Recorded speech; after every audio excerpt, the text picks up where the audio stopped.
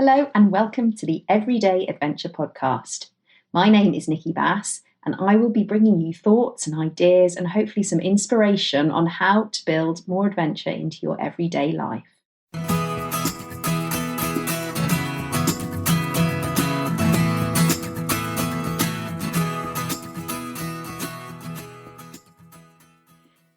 So today it's my absolute pleasure to welcome Alex Cook to the show. Alex is a clinical and sports dietitian and a competitive distance runner.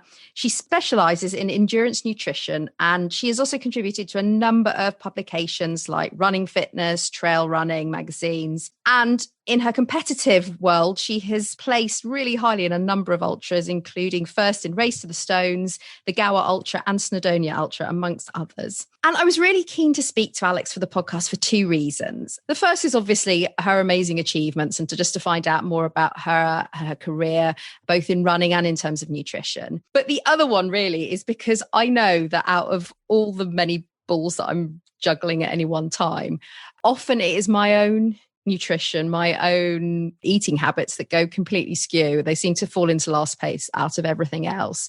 But I also know that actually when I am eating healthily, I have more energy. So it seems to be a bit of a contradiction that I let it slide.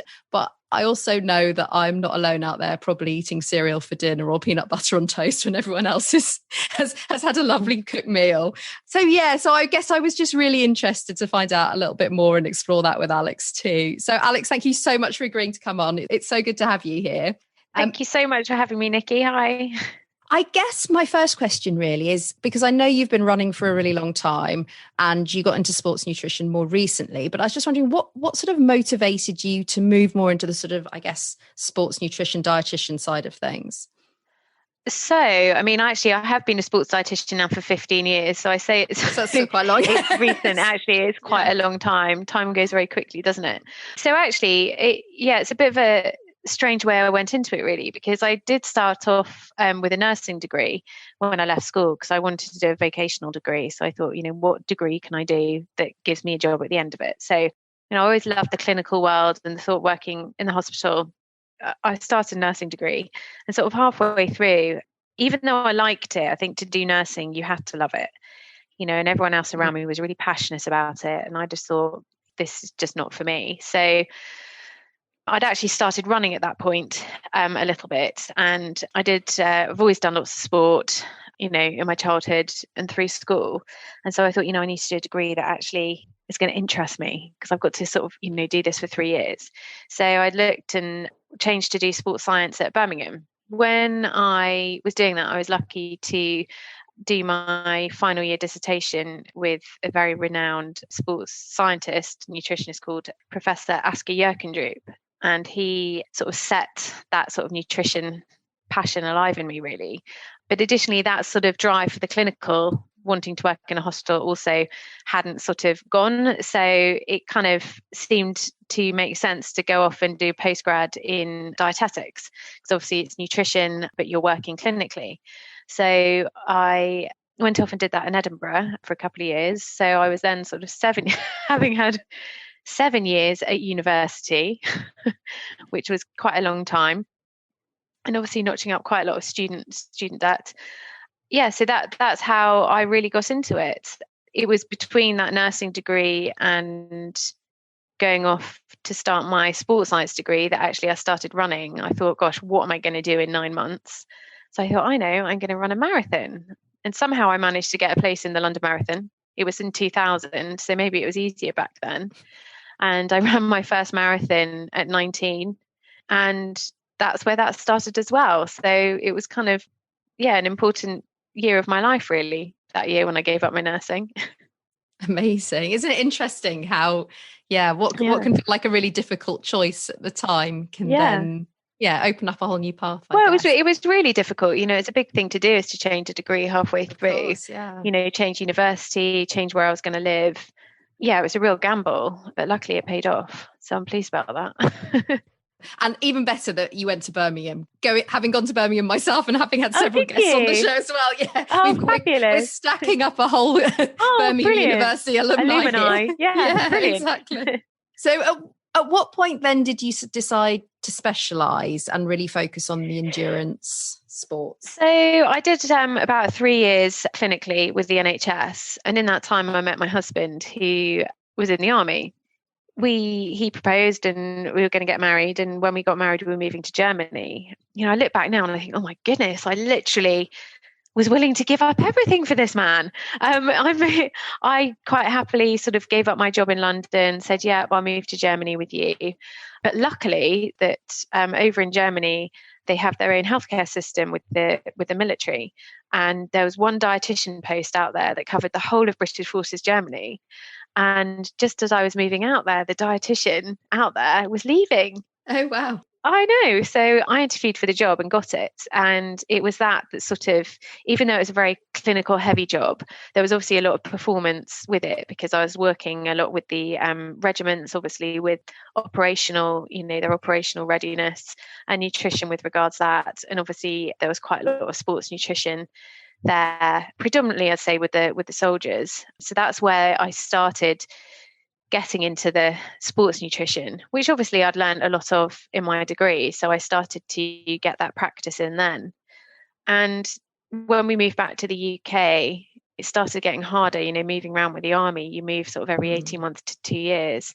And actually it was getting harder and harder to get jobs in the NHS, when they're few and far between. If you don't practice for 2 years as a dietitian, you lose your registration. And so obviously I needed to keep my practice up. So I started my own business back in 2013. And it was then that the sports nutrition started to become more prevalent in what I was doing. Okay. So yeah, it's interesting, isn't it? How, like you said, sometimes it's the choices that are sort of forced on you in a way, because it's just in terms of what options you've got available and everything, and it starts coming together. So I guess just thinking about your clients that you've worked with, I suppose the very fact that they're working with a dietitian obviously means that they need some sort of support in that area, whether it is because they're going for a big race or they're trying to increase their performance, that side of things. What are the sort of the challenges that they tend to come across most of all? I mean, I think, so I specialise now in endurance, because obviously my sport is running and it has been for 20 years now. So that was sort of a natural speciality for me. I'm also a running coach as well. So it kind of all comes together quite nicely. And I think, a lot of my athletes, are doing marathons or Ironman competitions. And I would say, I always say the majority of people, if you actually sat them down and said to me, right, I want you to write me out a perfect day, breakfast, lunch, dinner, snacks, write it down for me and let me see what you've put. And I'd say the majority of people would be able to give that a good go. So I think, obviously there are some people that are confused. And actually, I think in this day and age, people that probably did think they had quite a good grasp on what the right nutrition was, especially if people are interested, they start reading things, looking on Instagram, seeing what other people are doing. It can get very confusing with actually what's right. Should you eat carbs? Shouldn't you eat carbs? Should you run in the morning without eating? Shouldn't you run in the morning without eating? There's so much information out there, and I think people do become quite confused with actually what the right messages are. So I think a lot of people come to me with that, because I think people do know, but then they start to get confused with all the different messages out there. And I additionally also think time. I think time for the majority of people these days is the main issue as to why we don't necessarily eat as well as we could. And even me, people always say, oh, Alex, you're a sports dietitian, you run, your diet must be incredible. And of course, I know exactly what I have to eat. But the only thing that stops me doing that is time.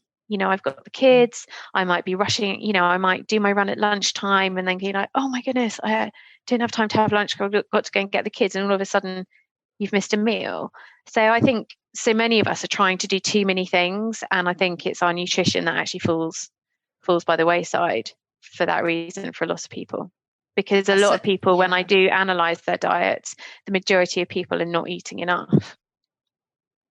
That's really interesting. And I suppose, like you said, you're working with people who've got really high calorie expenditure. Yes, exactly. Yeah. I was just thinking, going back to that point, because I think I alluded it to at the beginning as well. I find it really fascinating, given that actually we really do need to eat for survival. And, it should be really, and I guess evolution, I can't even say the word, from an evolutionary perspective, probably food's been the thing that's most up there. But like I said, for me, it's often the first thing to go when I'm busy. Like I'll still manage to keep the other stuff going. Yeah. But that sort of concentration on, eating the right stuff or giving any sort of coherent structure to my diet goes completely out the window. Yeah. So I was just wondering whether that was something that we don't prioritize in a way. Well, it's not. And the crazy thing is that the body is very, very good at surviving, and it will always prioritize movement. So no matter what, your body will always ensure that you can move. Apparently it was like back in the caveman days, where obviously being able to move and escape being eaten by saber-toothed tigers, was priority, or being able to move to catch your wild boar that you were going to have for dinner that evening. The body is actually very, very clever, and a lot of people that I see aren't by any means hitting their calorie requirements, but they're still able to train and they're still able to keep going. And that almost lulls a lot of people into sort of this false sense of, well, it's okay then. Well, I'm not losing weight, my weight's stable, I'm still able to train and do 50 miles a week, I'm obviously okay. But the thing is, I always say to people is, can you imagine how good you're going to be once we get you actually eating and feeling properly? How quickly you're going to recover, and how much harder you're going to be able to train in your next session because you've refueled properly. And, yes, you can carry on the way you are. Some people can't. And eventually, obviously, if it happens over, if you're in an energy deficit for a long period of time, then obviously that can be catastrophic to your health. There's a lot that's out there at the moment about this, about energy deficiency. That can obviously play havoc for so many reasons. And obviously we won't get into that now, because that's probably a whole podcast in itself. But, generally, people can survive and keep going. But it's obviously best not to. Yes. Like you said, it's that thing of, you can get away with it. So you sort of do. Yeah. But actually, you also know that it has, I guess, longer term consequences. Or I think until something happens, whether you get injured or you might pick up a really bad cold that you struggle to get over. So you get maybe a cold, and then, another month down the line, you get another cold, unless something starts to happen that makes you go, hold on a second, now I need to start addressing this. A lot of people don't change things until something breaks, sadly. Yeah. And sometimes that can be too late. So yeah, and probably applies to all sorts of things as well. Yeah. So in terms of, I'm just thinking of actually when you do manage to work with clients and, they do introduce those sort of changes in terms of transformation. And I guess I'm thinking in terms of performance or the way in which they approach life or whatever, as opposed to, any transformations from a physical point of view. What are the stories in a way that have stayed with you the most? What are the things that have really impacted you? I would say the things that excite me the most actually is my clients that come to me with runner's tummy, those that sort of can't manage to go out for a 5-mile run, without sort of jumping in behind the bushes, that has such an impact, physically and mentally on people. It can really take over your life and can really ruin your running. And so when, I do work with clients and, we make dietary tweaks and changes, I had this lady and she couldn't go out for even 5-mile run without going to the loo. And she managed to get around the whole of the London Marathon without stopping.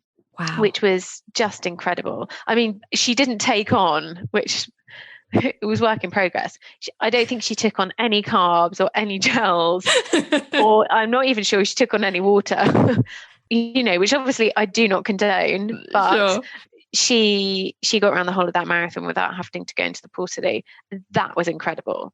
And I think, I've run for 20 years, so whatever problems my athletes come to me with, I will have suffered from it at some point in my running career. I've been there, done that, and been through it. And, from my own experience, years ago when I used to suffer when I was a bit younger, it's the worst thing. So if you can help someone with that, that's really great. And that's a really nice feeling. Yeah, no, you're right. I mean, it is utterly debilitating when it happens. But it's also interesting because it's probably not the first thing that you'd automatically think of when you think of actually what, what are the things that, made the biggest difference. Actually, often it is. Is that not what you expect me to come out with? No, but I think that's possibly not. But now you've come out with it. Yeah. Let's go further. But I also think it's often those little, not little, because obviously it has a huge impact. And I've struggled with IBS. So, that's, I guess, why I'm sort of latching onto this as well, going, that's so interesting. That's something that you don't talk about. It's not something I generally discuss with people, but also that I think often there can be a culture of you just put up with things or you just keep going regardless and you find a way around them. Particularly when they're things that aren't seen potentially. Yeah, they are. I mean, it was really telling because years ago I got my first article in Athletics Weekly in 2014 and it was called Running to the Loo. And it was the most read article that year online. Really? And it's not because obviously like I was some sort of incredible author that's just been sort of found out of nowhere. I attributed that to the fact that so many people suffer from it. So many people don't want to talk about it. Therefore, what they're going to do, they're going to Google it and they're going to Google so they can find out their answers. And so, that is why that was probably the most read article online in 2014 for Athletics Weekly, because so many people suffer and they want to find out, but they don't want to talk about it. But it can be very debilitating. And, I'll always say to my athletes, when they come to me, I can't promise that I will make this better for you. Because you never know with diets. You asked me a question, what's the best thing that came out of it? If somebody turns around and says, I got my PB in the marathon because I've been working with you, but it's difficult to actually attribute that just to diet. Performance has so many contributing factors as to why someone performs better. Nutrition is just part of that puzzle. But you do know when you work with someone that has been suffering from runner's tummy, that actually tweaking their diet, but also sort of helping anxiety as well. And, I'm not a psychologist, but, I do talk to my athletes about anxiety about it, because obviously it's a bit of a vicious cycle. You have an accident when you're out. So next time you go for a run, you start getting nervous it's going to happen again. And so you get anxious about going out and it happening again, which gives you a nervous tummy, which makes you feel like you need a poo, and then you go out and so it's a vicious cycle that needs to be stopped, really. No, that's so interesting, isn't it, that going back to that sort of that psychological thing that actually, because often IBS is a stress reaction, so, and then like you said, you become more stressed because you have it. So and I can imagine that whilst you're not necessarily operating as a psychologist, that psychology probably plays quite a big role in the work that you do at all sorts of levels as well. It definitely does. But I mean, I'm very much one for sort of not changing lanes. And obviously with regard diets, there are huge aspects of psychology behind what we eat, why we eat, and eating behaviors. So, obviously if somebody if that's really significant, then obviously I refer them on to a psychologist if that's appropriate. Sure. But, with things like IBS, just suggesting certain things, like I worked with a athlete recently, and I said to her to sort of remove that cycle of anxiety, I either say to her, you have two approaches. Either go out and think, well, if I need the loo, if I need to do a poo, I'll just go. I'll find a bush, I'll pop into Costa, I'll go into the loo in the park and I'll go. It's not a big deal. So either you accept it and say, well, that's fine. If it happens, it happens. No big deal. Or sometimes what can work is like a distraction technique. So once you start getting those sort of quivers in your tummy, turn your music up a bit more, or recite your times tables, or go through your phonetic alphabet. Do something to stop your mind focusing on those little feelings you're getting in your stomach, which can then make it worse. So, there are certain little things you can try when you're out, which certainly, it's not rocket science in the sense, and it's not me changing lanes, with regard to my practice, but those approaches can help some people. Brilliant. And like you said, it is in a way working in a complementary way with what you're doing, and sort of trying to get a holistic picture, I guess, probably is really helpful. Yeah. You've been working as a sports dietitian for a long time. You've been running for time. You've had some incredible achievements along the way. What's next? What would you still like to tackle, look at, clients you'd like to work with? So I think with regards to running, I'll say that first of all, I think that's still a massive aspect of confusion for me. The thing is with running, you know, I like road racing, I like trails, I'll do short cross country races, I'll do 5Ks, and I'll go up to 100K ultras. So I'm always a confused runner, really. But I think so I got my sub-3 marathon last year. So that was great. That was a tick. Wow. I've done that. And so I think my next step needs to be a sub-80 half marathon, because I've only ever trained for half marathons in the lead up to marathons. In 20 years, I've never specifically trained for a half marathon. So I'm only a couple of minutes over 80 at the minute. So I think next year, that's going to be my aim, I think, next spring. Yeah, I think that needs to be another tick, and then that will do. And I don't know, I'm guessing, you know, I'd just love to get back to the mountains over in Europe at some point when we're allowed, because I did the most incredible race over in the Dolomites a couple of years ago called Lavaredo, and it was 100 kilometers out in the Dolomites. Oh, it was just mind-blowing. Like, it was such an adventure. And so I'd love to go and do something like that again. I think that's where I'm heading at the moment. But ask me again next week and it might be very different. I guess we'll have to see what we're allowed to do as Who well. knows? But yeah, exactly. Who knows? I might think, actually, you know what? I'm going to take a year off. So for anybody who's listening to this and thinks either I really want to get started in running, or, you know, I want to start with my own adventure, what's the one piece of advice you'd give them to get started? I think one thing I feel very passionately about actually is trying to look at yourself and your life rather than looking at what other people are doing. Because when you're looking at training and performance and what you do, you know, it's not just about, you know, if an athlete has something called overtraining syndrome, it's not just about the training they're doing. It's about all their other external stresses, you know, family, social stresses, work stresses, you know. So when you are choosing a challenge, you've got to make sure that it fits into the rest of your life, because, you know, in the end, running, you know, or sport is a nice to do for most of us.